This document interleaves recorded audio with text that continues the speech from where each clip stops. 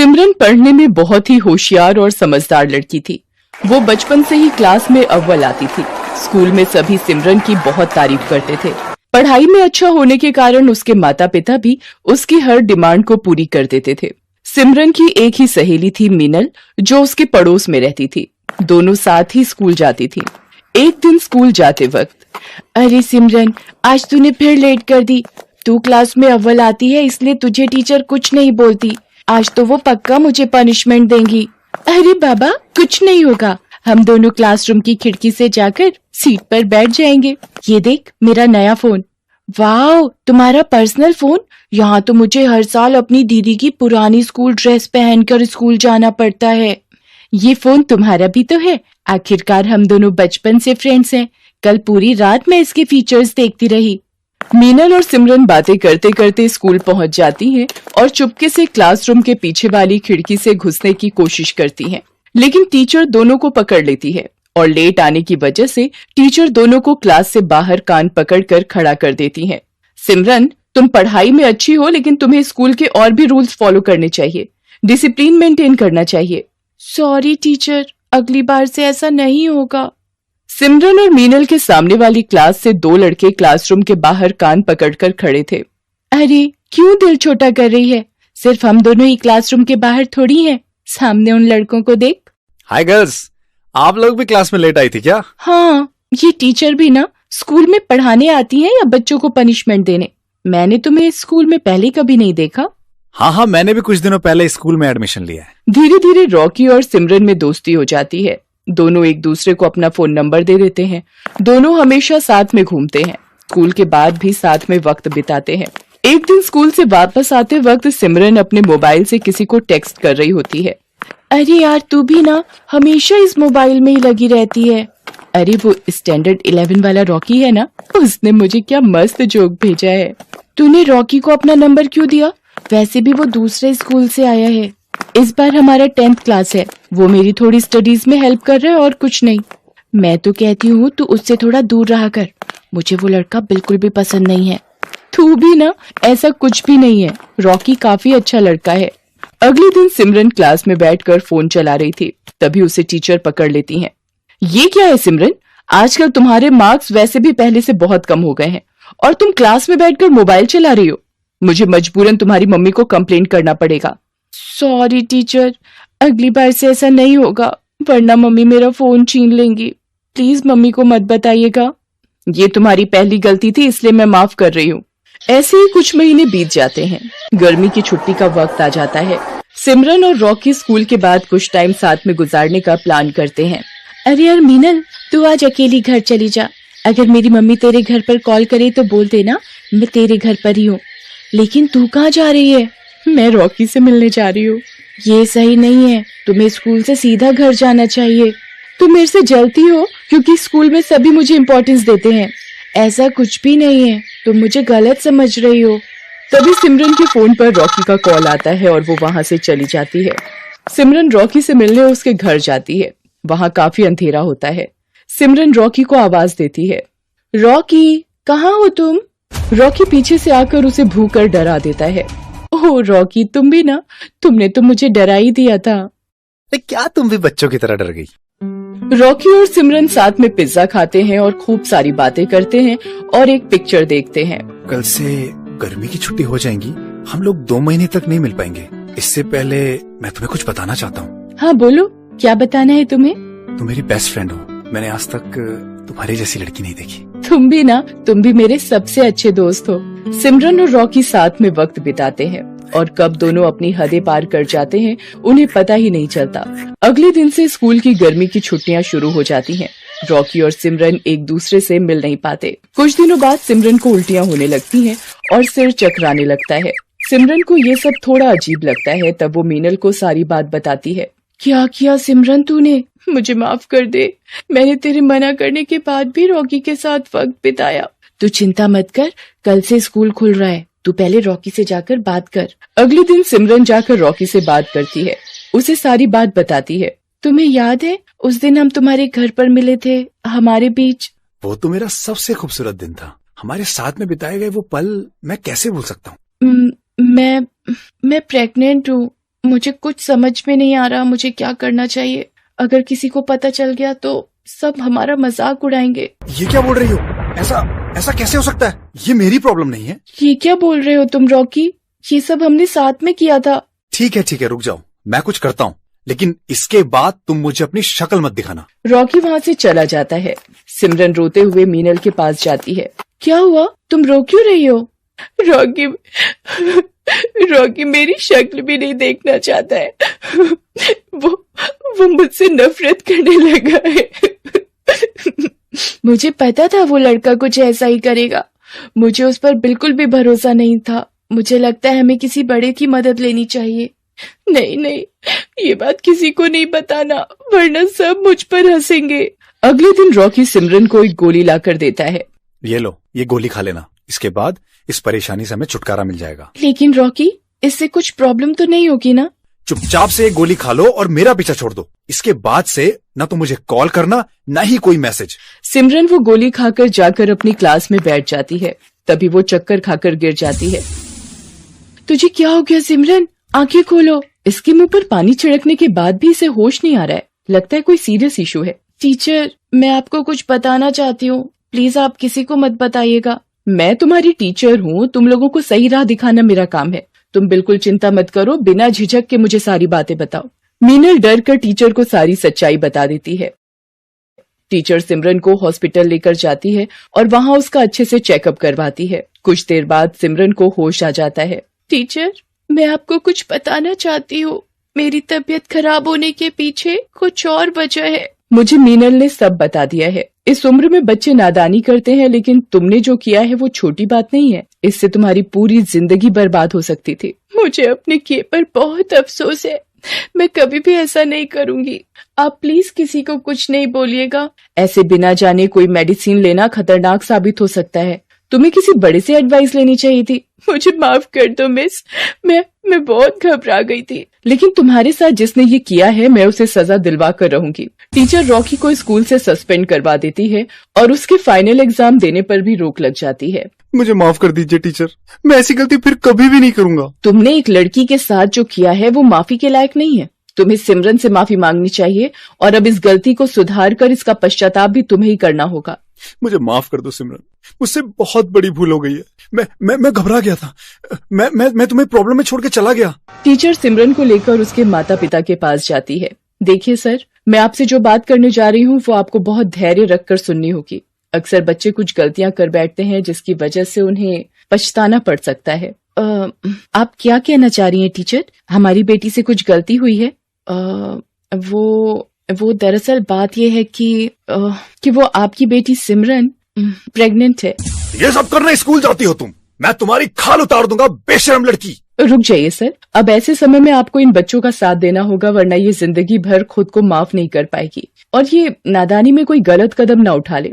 Teacher बड़ी समझदारी से सारी बात सिमरन के मम्मी पापा को समझाती है। अब हमें क्या करना चाहिए? इसकी तो जिंदगी बर्बाद हो जाएगी। अभी सिमर बहुत छोटी है, इसके सामने पूरी जिंदगी पड़ी है। हमें इस बच्चे का मिसकैरेज करवा देना चाहिए। मैंने डॉक्टर से बात की है, इसमें कोई भी दिक्कत नहीं होगी। फिर सिमरन की फैमिली और टीचर मिलकर उस बच्चे का मिसकैरेज करवा देते हैं।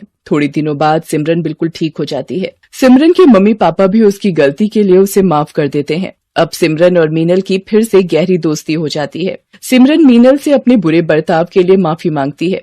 मीनल, मैंने तुझे भला बुरा कहा, लेकिन तुमने आज साबित कर दिया कि तुम ही मेरी सच्ची दोस्त हो। ये तो मेरा फर्ज था। दोस्त अगर दोस्त के काम ना आए तो मैडम दोस्ती कैसी? अब थोड़ा हंस भी दे। आज से हम दोनों मन लगाकर पढ़ाई करेंगे और कभी भी किसी को शिकायत का मौका नहीं देंगे। इसलिए दोस्तों, जिंदगी हमें अपनी हर गलती को सुधारने का एक मौका जरूर देती है। इसलिए कोई गलत कदम ना उठाएं और अपने माता पिता से हर प्रॉब्लम शेयर करें, जिससे मुश्किल घड़ी में वो आपका साथ दे सकें।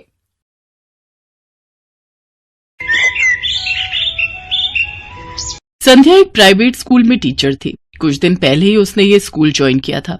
आज सुबह से उसे थोड़ी सुस्ती सी लग रही थी, इसलिए उसे जागने में भी देर हो गई थी और जब उसकी नींद खुली तो 8:30 बज चुके थे। ओह, आज तो 8:30 बज गए। 9 बजे तक बस स्टैंड पहुंचना होगा, नहीं तो बस छूट जाएगी और स्कूल जाने में बहुत देर हो जाएगी। संध्या जल्दी जल्दी तैयार होने लगी। एक बार तो उसका मन किया कि वो आज की छुट्टी ले ले, लेकिन स्कूल में एनुअल फंक्शन की तैयारी भी चल रही थी, इसलिए वो चाहकर भी छुट्टी नहीं ले सकती थी। भागती भागती वो बस स्टैंड पहुंची। थैंक गॉड मैं बस स्टैंड पहुंच गई, नहीं तो भारी मुसीबत हो जाती। अपने राइट टाइम पर बस आई। संध्या भागकर बस में चढ़ गई। 15 मिनट बाद वो अपने स्कूल पहुंच गई, लेकिन जैसे ही वो स्कूल के गेट पर पहुंची तो उसने महसूस किया कि सारे स्टूडेंट उसे घूर घूर कर देख रहे हैं और मन मन मुस्कुरा भी रहे हैं। क्या बात है, सब मुझे ऐसे क्यों घूर रहे हैं? संध्या स्टाफ रूम की ओर बढ़ी जा रही थी, लेकिन जैसे जैसे वो आगे बढ़ते जा रही थी सारे स्टूडेंट उसे उसकी ओर देखकर मुस्कुराते हुए मिलते। एक समय तो उसे बहुत गुस्सा भी आ गया और उसने एक स्टूडेंट को डांटते हुए कहा, जब देखो खीखी करते रहते हो, क्या बात है, क्यों कर रहे हो खीखी? संध्या मैम की डांट को सुनकर उस स्टूडेंट जिसका नाम विवेक था उसने कहा कि मैम वो आपके कपड़े में कुछ लगा है। कुछ लगा है? क्या लगा है? मैम पता नहीं, कुछ लाल रंग का है। विवेक की बातों को सुनकर संध्या का माथा ठनक गया। उसे समझ आ गया था कि उसे पीरियड हो गया है। उफ, मुझे पीरियड हो गया है, लेकिन मुझे पता क्यों नहीं लगा। संध्या तुरंत भागी भागी स्कूल के वॉशरूम में गई। उसने जैसे ही शीशे में देखा कि उसके कपड़ों में दाग लगा है, उफ, दाग तो काफी ज्यादा लग गया है। कोई नहीं, मैं इसे बाद में साफ कर लूंगी, लेकिन पहले मुझे पैड तो लगाना होगा। उसके बाद संध्या ने अपने पर्स को खोला, लेकिन पर्स को खोलते ही उसका दिमाग चकरा गया। ओह, इसमें तो पैड है ही नहीं। मैं तो हमेशा एक्स्ट्रा पैड रखती हूँ। क्या करूँ? पैड तो लगाना ही होगा ना। संध्या उसी हालत में बाहर निकली और स्टाफ रूम में गई। स्टाफ रूम में भी सभी उसे वैसे ही घूर कर देख रहे थे जैसे कि वहां कोई आसमान से उतरकर एलियन घुस आया हो। संध्या को ये देखकर बहुत बुरा लगा, लेकिन इन सब की परवाह किए बिना वो अपनी साथी टीचर रंजना के पास गई और उससे कहा कि रंजना मिस, वो देखिए ना, मुझे पता ही नहीं चला और मुझे पीरियड्स आ गए हैं और संयोग से मेरे बैग में एक्स्ट्रा पैड भी नहीं है। क्या आपके बैग में पैड पड़ा है? संध्या मिस, ये आप क्या कह रही हैं? क्या मतलब क्या कह रही हूँ? मैं पैड के बारे में पूछ रही हूँ। देखिए मैम, आप बेशर्म होंगी तो होंगी, मैं बेशर्म नहीं हूँ जो इस तरह की बात खुलेआम इस तरह स्टाफ रूम में करूं। रंजना की बातों को सुनकर संध्या उसे घूर कर देखने लगी। उसे समझ नहीं आ रहा था कि वो उसे क्या कहे और क्या न कहे। मर्द टीचर ने अगर ये बात कही होती तो संध्या उसका मुंह तोड़ जवाब देती, लेकिन रंजना मैम तो खुद एक औरत थी, पीरियड के बारे में अच्छे से समझती थी, फिर उनका व्यवहार ऐसा क्यों था? मैम, पीरियड के बारे में बात करना कब से बेशर्मी हो गई? ये तो एक नेचुरल क्रिया है, हर लड़की हर औरत को होता ही है। अरे, आप बात समझती क्यों नहीं? वो ये बातें कर ही रहे थे कि तभी स्कूल का चपरासी स्टाफ रूम में आया और उसने कहा, संध्या मैम, प्रिंसिपल सर आपको इसी समय बुला रहे हैं, बहुत अर्जेंट है। संध्या ने जब ये सुना तो उसके दिल की धड़कन बढ़ गई और वो सोचने लगी, क्या मुसीबत है, अब इसी हालत में प्रिंसिपल सर के पास भी जाना होगा। संध्या प्रिंसिपल सर के कमरे में गई। प्रिंसिपल साहब उस समय कंप्यूटर पर कोई काम कर रहे थे। उन्होंने संध्या मैम को इशारे से बैठने के लिए कहा। संध्या मैम सामने लगी कुर्सी पर बैठ गई। कुछ देर बाद, हाँ तो मैम, कैसी चल रही है एनुअल फंक्शन की तैयारी? जी ठीक चल रही है। देखिए मैम, इस बार चीफ गेस्ट के रूप में हमारे एरिया की एमएलए आ रही हैं। हमारे प्रोग्राम में कोई गड़बड़ी नहीं होनी चाहिए। स्कूल और मेरी इज्जत दोनों का सवाल है। सर टेंशन मत लीजिए, मैं बच्चों से अच्छे तरीके से तैयारी करवा रही हूँ, प्रोग्राम अच्छा होगा। प्रिंसिपल से इजाजत लेकर संध्या मैम फिर क्लासरूम की ओर जाने लगी, लेकिन तभी प्रिंसिपल सर की नजर संध्या के कपड़ों पर गई। संध्या के कपड़ों को देखकर प्रिंसिपल का मूड खराब हो गया। उसने कहा, संध्या मैम, ये क्या है? ये क्या लगा है आपके कपड़ों में? सर वो... संध्या ने प्रिंसिपल सर से बिना झिझके अपने पीरियड की बात कह दी, जिसे सुनकर प्रिंसिपल सर का बिहेवियर भी स्कूल के और टीचरों की तरह ही था। देखिए मैम, ये स्कूल है, कई सारे बच्चे पढ़ते हैं यहाँ, आपको इन सब चीजों का ध्यान रखना चाहिए। सोचिए, किसी ने इस हालत में आपको देख लिया तो उसके दिमाग पर क्या असर पड़ेगा? सर, ये आप क्या कह रहे हैं? इस पर अपना कोई कंट्रोल होता है क्या? ये तो एक नेचुरल चीज है जो होनी ही है। वैसे सर, बच्चों ने मुझे ऐसी हालत में देख लिया है। देखिए, ऐसा पहली बार हो रहा है, इसलिए मैं कोई कड़े स्टेप नहीं लूंगा, लेकिन आइंदा आप इस बात का ध्यान रखिएगा, नहीं तो आपकी नौकरी पर खतरा होगा। संध्या का मन तो कर रहा था कि वो खुद एक रेजिग्नेशन लेटर लिखे और प्रिंसिपल सर के मुंह पर मार दे और कहे कि आप जैसे बुद्धिहीन लोगों को कौन प्रिंसिपल बना देता है, लेकिन वो ऐसा नहीं कर सकती थी क्योंकि इस नौकरी की उसे बहुत ही ज्यादा जरूरत थी। बहरहाल वो खून का घूंट पीकर वहां से चली गई। कुछ दिन के बाद स्कूल में एनुअल फंक्शन था। उस फंक्शन की सारी जिम्मेदारी संध्या के कांधों पर ही थी। प्रोग्राम शुरू होने के कुछ देर पहले, संध्या मैम, सारी तैयारी हो गई है ना? एमएलए मैम बस कुछ देर में ही यहाँ पहुँचने वाली है। जी सर, बच्चों ने अच्छे से प्रैक्टिस की है। मैं दावे के साथ कह सकती हूँ हमारा प्रोग्राम जबरदस्त होगा। वे बातें कर ही रहे थे कि एमएलए मैम आ गई। प्रिंसिपल सर तुरंत उनके पास उन्हें रिसीव करने चले गए। थोड़ी देर बाद बच्चों का प्रोग्राम शुरू हो गया। सारे प्रोग्राम ठीक से हो रहे थे। बच्चों का डांस, नाटक और गाने के प्रोग्राम पर खूब तालियां बजी। एमएलए मैम भी इस प्रोग्राम को देखकर बहुत खुश थी। बहुत अच्छे तरीके से तैयार कराया है आपने ये प्रोग्राम। जी जी मैम, बच्चों ने काफी मेहनत की है। वे बातें कर ही रहे थे कि तभी लड़कियों के एक और डांस प्रोग्राम का अनाउंसमेंट हुआ। अब मंच पर 10वीं कक्षा की लड़कियां आप लोगों के सामने एक बहुत ही खूबसूरत क्लासिकल डांस पेश करने वाली हैं। आपसे गुजारिश है कि जोरदार तालियों से इन बच्चियों का स्वागत करें। संध्या मैम के ऐसा कहते ही सभी ने जोरदार ताली बजाई। कुछ देर बाद 10वीं कक्षा की बच्चियां मंच पर आ गईं और डांस परफॉर्म करने लगी। लेकिन ये क्या, डांस करते ही 2 बच्चियों के कपड़ों पर लाल रंग का निशान दिखा। प्रिंसिपल सर ने ये देखा तो अपना माथा पकड़ लिया। उफ, ये क्या हो गया? सारा प्रोग्राम ठीक चल रहा था कि बीच में ये? असल में उन बच्चियों को डांस करते समय पीरियड हो गया था। प्रिंसिपल सर ने ये देखा तो वो प्रोग्राम से उठकर बाहर आ गए और संध्या मैम को भी इशारे से बाहर बुलाया। संध्या जैसे ही वहाँ पहुंची, प्रिंसिपल उस पर बरस पड़ा। अरे, किस जन्म का बदला निकाल रही हैं आप मुझसे? आपको बोला था ना कि प्रोग्राम में कोई गड़बड़ी नहीं होनी चाहिए। क्या हुआ सर, सब ठीक से ही तो हो रहा है। क्या हक ठीक हो रहा है? आपने देखा जो बच्चियां परफॉर्म कर रही हैं, उनके कपड़ों में लाल निशान लगे हैं। अरे क्या जरूरत थी उन बच्चियों को प्रोग्राम में लेने की जिन्हें पीरियड हो रहे थे? आपने सब बर्बाद कर दिया। पता नहीं एमएलए मैम क्या सोच रही होंगी। अब यहाँ खड़ी खड़ी मेरा मुंह क्या देख रही हैं? जल्दी जाइए और उन बच्चियों का प्रोग्राम खत्म करवाइए। प्रिंसिपल सर ये बोल ही रहे थे कि तभी ताली की आवाज उनके कानों में आई। उन्होंने पीछे मुड़कर देखा तो ताली बजाने वाला और कोई नहीं, खुद एमएलए मैम थी। मैम वो इसमें मेरी कोई गलती नहीं है। ये सारा किया धरा संध्या टीचर का है। चुप रहिए, बिल्कुल चुप रहिए। मुझे शर्म आ रही है आपकी सोच पर। अरे आपको किसने प्रिंसिपल बना दिया? आपकी हरकत देखकर तो लगता है कि आप गंवार हैं, पूरे गंवार। मैम मैंने कहा ना कि मेरी कोई गलती नहीं है। मुझे क्या पता उन लड़कियों को पीरियड होने वाला है और उनके चलते पूरा प्रोग्राम खराब हो जाएगा। प्रिंसिपल की इस बात को सुनकर एमएलए मैम की आंखें गुस्से से लाल हो गईं। अरे उन बच्चियों को पीरियड हुआ है, पीरियड। उन्होंने कोई पाप नहीं किया है। ये तो प्रकृति का वरदान है। बिना उसके क्या ये सृष्टि संभव है? अरे आपने तो ईश्वर और प्रकृति के बनाए इस वरदान को घिनौना बना दिया। मैं अभी के अभी आपको सस्पेंड करती हूँ। आप प्रिंसिपल के लायक नहीं है, बिल्कुल नहीं है। उन प्यारी बच्चियों ने अपना परफॉर्मेंस जारी रखा। एमएलए मैम ने न सिर्फ उनकी तारीफ की बल्कि संध्या मैम को भी उनकी कोशिशों के लिए सम्मानित किया गया। दोस्तों, औरतों का पीरियड होना किसी अशुभता की निशानी नहीं है। ये एक नेचुरल प्रक्रिया है जो सृष्टि के संचालन के लिए बहुत ही जरूरी है।